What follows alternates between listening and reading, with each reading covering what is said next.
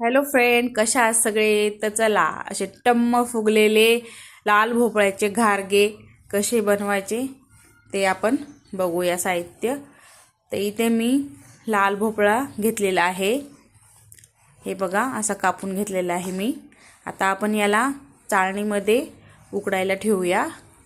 पाणी घालायचं नाही, खाली पाणी ठेवून वरती उकडायला ठेवायचा. हे बघा, चेक करूया आपण उकडल्या का. छान असा मऊसर उकडला आपला.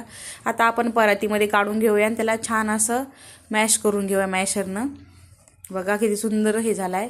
मी इथे गूळ किसून घेतला होता, ते आता याच्यामध्ये मिक्स करून घेऊया. हे बघा, मिक्स करून झाला आहे आपला गूळ.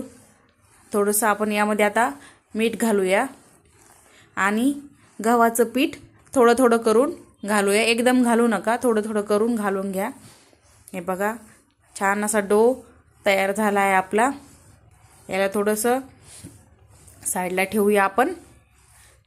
हे बघा, आणि आता आपण छान असे मस्त घारगे लाटून घेतलेले आहेत. आता आपण तळून घेऊया घारगे.